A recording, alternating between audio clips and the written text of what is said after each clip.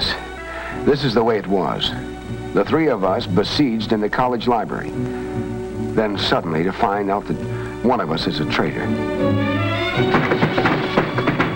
Sit down, Doc. Don't be a hero with a broken head. Open the door, John. Johnny, I said open it.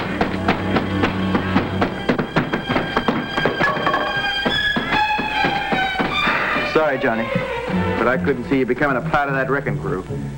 All of us come to crossroads in life, choosing which road to take from that day. Long after, we wonder what life would have been had we taken the other way. Let me introduce the three of us. This is John Smith, honor student, football star, Vietnam veteran. Yet, somewhere along the way, he chose the road to anarchy and self-destruction. This is one of his ancestors, Jonathan Smith, who gave his life for his country back in 1776. I am Sam Hardin, History Department, this university. It isn't often we get a second chance in life, a chance to go back and take the other way. Let's see if we can work out an allegorical second chance for John Smith, and incidentally see what we can come up with for ourselves. Will it be tragedy or hope?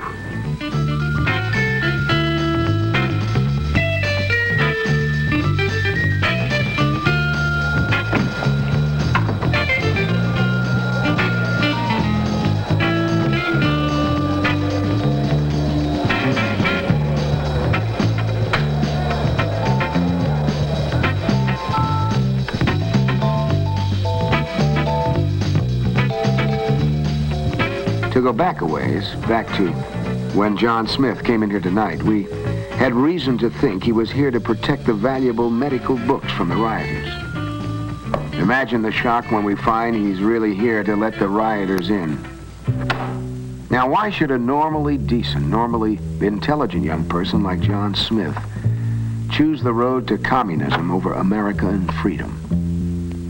For one thing, our youth of today are the object of the most extensive, intensive, diabolical campaign ever conceived. Organized and directed by our and their worst enemies. On many of our nation's platforms, radical speakers make a well-paid living going around, many of them subsidized by the communists, telling our young people what's wrong with America.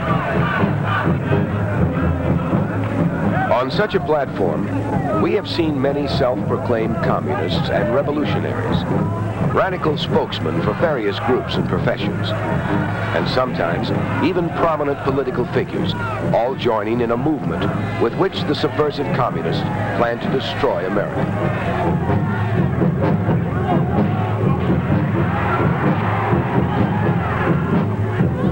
And why do so many of our young people fall for it?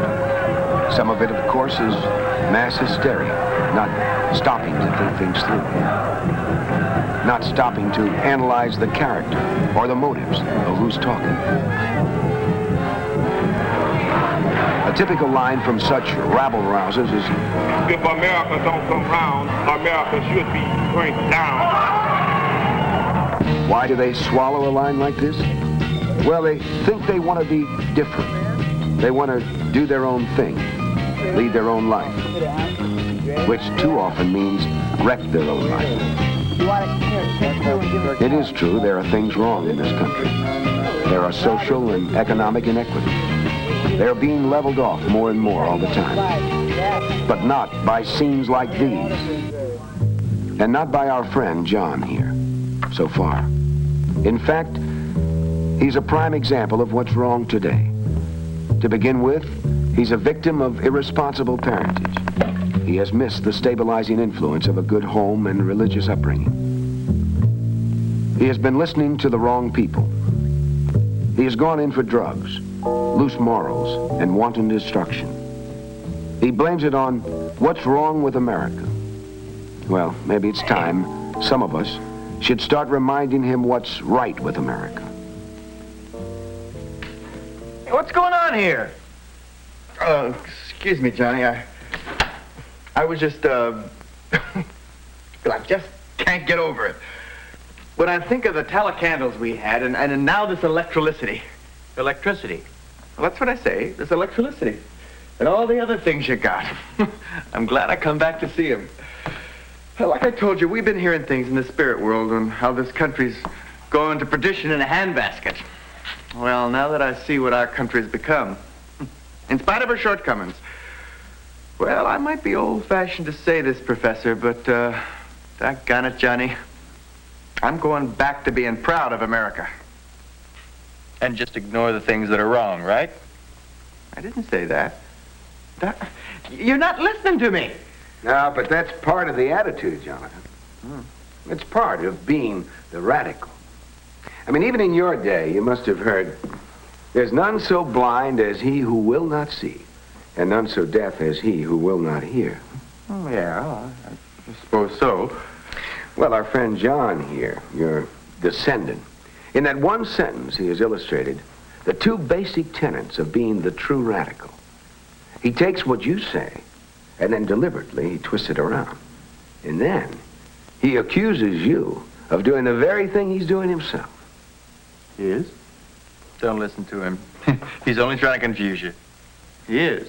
Well, just answer me this. Now, he didn't say this, but let's suppose he had. You imply that it's wrong to ignore all the things that are wrong in this country. Well, of course it's wrong. All right, then why isn't it just as wrong to ignore what's right in America? Because there's more wrong than right. Oh, no, come on now, John. Look, you've got a notebook there. Just make note of some of the things that are right, huh? All right, now how do you judge a country? Where should we begin? Maybe we ought to start with the number of people that want to move here compared to the number of people that want to get away, huh? Remember, there are no walls or barbed wire to keep people here who don't want to stay. I've noticed even the ones who complain the loudest don't want to leave. Compare them with the millions who want to get in. Every year, people risk their lives to escape other countries, hoping to reach America. Many die trying. And why do they think it's worth risking their life to get here? Freedom, that's the answer. And the highest living standard in the world. Not for everybody. Not in the slums and the ghettos. On the contrary, it's one of the harsh realities of life that every country has its different levels of subsistence. But bracket for bracket, even the poorest here live much better than their counterparts anywhere else in the world. To have good living conditions, you have to have good working conditions, both in and outside the home. We have the best working conditions both places. An infinite variety of home appliances, furnishings, and services to make housework immeasurably easier. On the farm and in the factory, the number and variety of power tools, ingenious machines, and labor-saving techniques make the job so much easier for the working man. Now, what does all this add up to, huh? Look, here we are. We make up 6% of the world's population. And yet we produce more than 50% of its manufactured goods. Our little 6% right here produces as much as the rest of the world combined. Now, isn't that remarkable? The average American citizen's living standard, measured in wealth and purchasing power, is twice that of the average citizen of other countries, 3 times better than most countries, and 4 times better than Russia. Now, doesn't that begin to tell you something? Sure, if you want to measure greatness by purely selfish materialism, sure. All right, then how do you want to measure it? Well, there are other values, you know. Now, wait a minute, just a minute. What's wrong with this type of materialism? I mean, it's the difference between life in the jungle and life in civilization. And what other values are you talking about anyway? Cultural? Ethical? Yeah, among others. Well, it's materialism that fosters those values, among others. Materialism provides the money with which we can build and equip the most schools, the most churches, the most hospitals, the most libraries, and the most research centers. And as for being purely selfish, John, come on, use your intelligence. You know that the communist line is based on the big lie. They pull off some fiendish, indefensible act against a helpless nation or individual.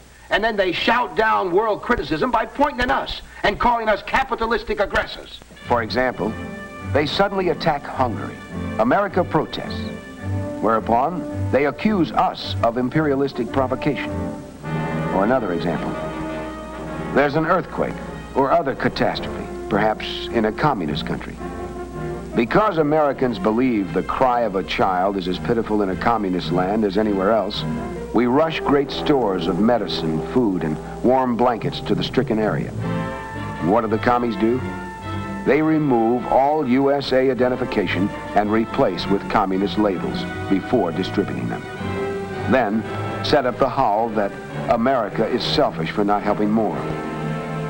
When the plain fact is, America is the most generous country on earth. Through our churches, American Red Cross, care packages, and the government itself, we have provided foreign aid to more than 100 countries, running into countless billions. The United States has given more to needy nations, including communist countries, than all the communist countries put together have given to other nations throughout all time.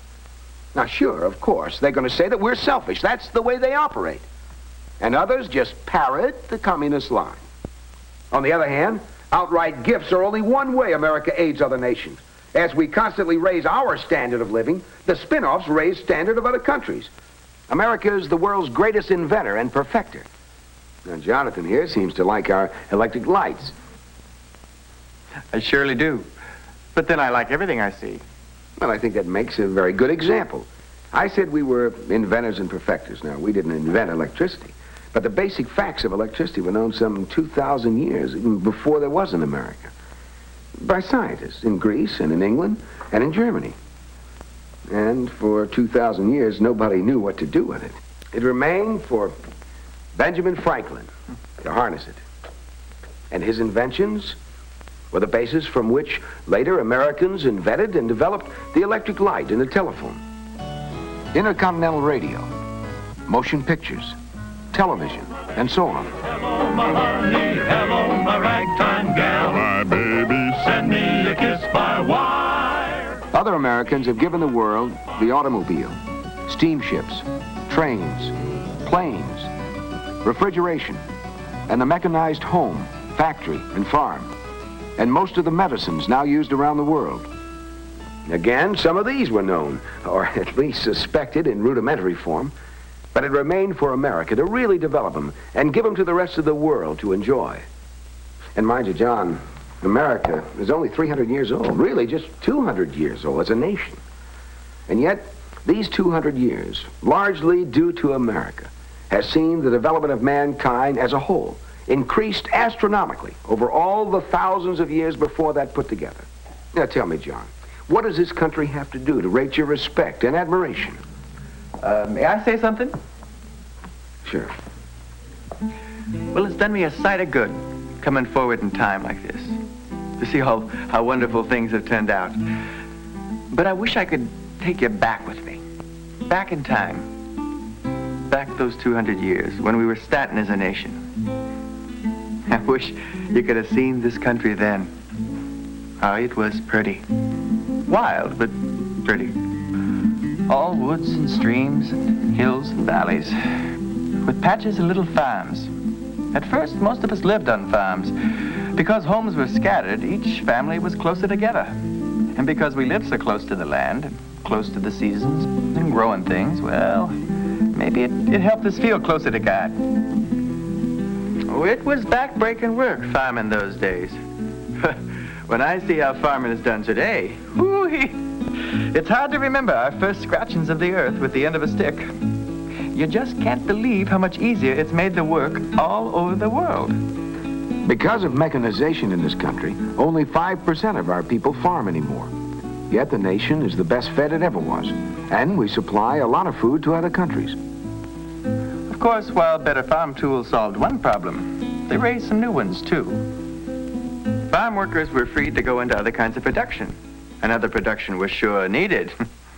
But how could they go? Travel, I mean. That's right. No highways. No, but there were waterways.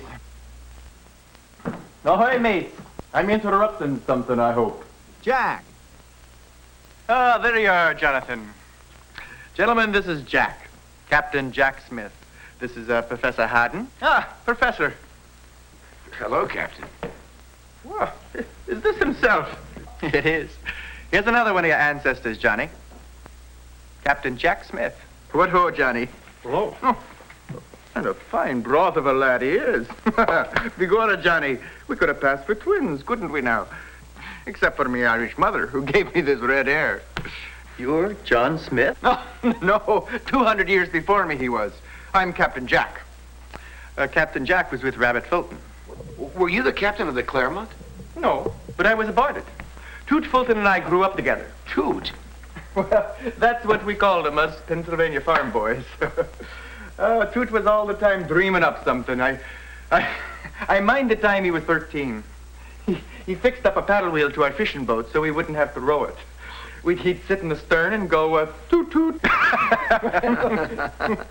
Then later he dreamed up the steamboat. In a way. Of course, there have been boats ever since Noah's Ark. The principles of the steam engine were known in Greece over 1,000 years ago and never developed, or even the two things thought of together. No, not till America. That's right. Because you see, Johnny, in America, well, people have always been free to dream and to work to make their dreams come true. A lot of American inventors worked on the steamboat. There was Fitch, and Stevens, and Rumsey, and Livingston. Of course, some of the boats weren't much bigger than rowboats, and it was a hard time they had going more than 3 miles an hour. A Green Mountain boy could walk faster than that. If he could find 3 miles of open ground. Fulton designed a special boat with a special engine. We run it from New York to Albany and back. 32 hours up, 30 hours back. But the round trip, mind you, was nigh on 300 miles. And that's something a steamboat had never done at all before. So that's why Truth Fulton gets credit for the first steamboat. That was the Claremont. Sure. But her full name was Catherine of Claremont. Catherine was the name of Fulton's wife, and Claremont was the name of her papa's farm. You see, he put up part of the money. Oh? People forget things. They forget all the other things that Fulton did to advance water travel all over the world. You see, the way he saw it in this new wilderness land, it was a heap easier to build waterways than highways. Why, he dreamed up a system for making rivers more navigable and tied them together with canals. Indeed, he even invented the first power digger to ream out rivers and dig canals. He planned the Erie Canal from the Hudson River to Lake Erie, one of the first real steps in pushing this nation westward. And did you know he built 15 more steamboats, including the Raritan and the New Orleans, that opened up power shipping up and down the Mississippi? Now, the New Orleans, that's the one I was captain of. Oh. And he worked in Europe, too, didn't he? Oh, indeed he did. He helped several countries with their river and canal systems. So you see, Johnny, America was still young, not much older than you are now. Already she was helping other countries, and she's been doing it ever since. And I don't need to tell you what better getting around means for any nation. If this nation had done nothing else, she's justified her destiny by developing power transportation for the world. Water, land, and air. And remember, all this in little more than a century. 100 years. Why, that's no time at all, when we can trace other civilizations back 10,000 years. In a little more than 100 years, this nation has given the world the steamboat, and then the railroad, And then the Model T. oh, don't tell me. Smitty! Hello, Smitty. Meet Professor Hatton. Professor, this is John Jeremy Smith, but you call him Smitty. Pleased to meet you, Professor. Hi, Smitty. And that young fellow over there is, grandfather. Well, you remembered. You couldn't have been, what was it? 7 or 8 when I died. 8, but I remember. Good boy, Johnny. Now, what's this all about, Jonathan? Well, we were just reminding him of what it was that made this country great. Who, Johnny? Well, I know him. He's my own flesh and blood. Well, he's ours, too. Just a few generations removed. Well, then why don't you save your breath for them young scalawags out there on the campus? Have you seen what's been milling around out there? Oh, we've seen him. That's why we need Johnny's help. And people like him. Well, why didn't you say so? Now, where are we at? Well, we were talking about America's contributions to the world in materialistic ways. Just a few highlights. talking about invention and transportation, and that's when you chimed in with your friend Henry and the Model T. Well, we never called him Henry. Yes, I worked for Mr. Ford. Close as anyone for a spell, I guess. He's a fine man. I always thought Henry Ford was about as American as you could get. He was raised on a farm. He knew what it was like to work for a living. He grew up in a home with religious principles. Yes, and when he married Clara, they raised their children the same way. And so do their children. True. And while Mr. Ford didn't make the first automobile, he probably did most to start the automobile industry. He did in my book. Old Model T was the first what you'd call a practical automobile. One the general public could afford. He also developed the moving assembly line, another American invention. One that other countries are now using. Assembly lines not only made the work easier, the increased efficiency raised wages. But Mr. Ford didn't have it all his own way very long. The competition found ways to make better cars. How did Mr. Ford react to that? Well, he just put his mind to it and built a still better one. And that's the way it's gone on, back and forth ever since. That's the way American free enterprise works, isn't it? Exactly. It's the greatest economic system known to man. It allows you to take the greatest good and bring it to the greatest number. Our enemies say that we're materialistic. We are. We provide material benefits that make life better and longer. And not just for America, but all over the world. I wish I could say we were completely unselfish. But I can say this. We are the least selfish nation on earth. Now, is that wrong? Our enemies say that we're capitalistic. We are.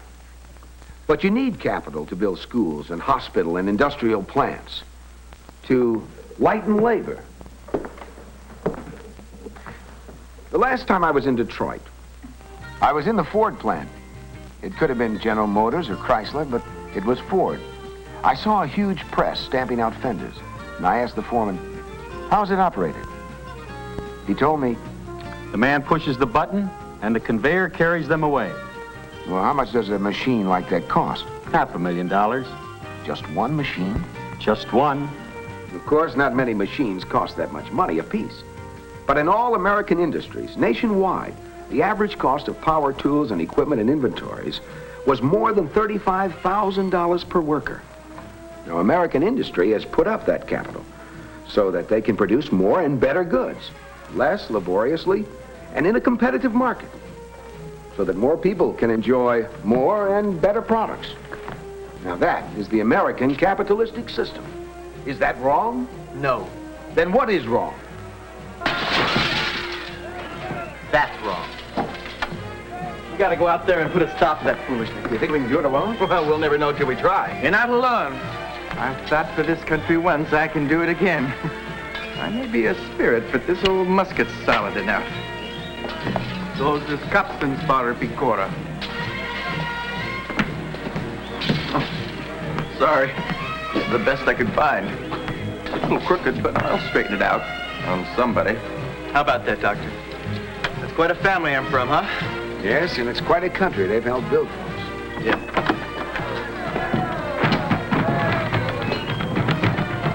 Wait a minute, fellas. What's the matter, Johnny? You've given me something better than this. We've had it all along, we just haven't been using it enough. I'm gonna go out there and tell them what's right with this country. That's still our best weapon. When detractors start on what's wrong, we're gonna counter with what's right with America. It may make the difference, you know, between today's tragedy and our hope for the future. Let's try it, huh?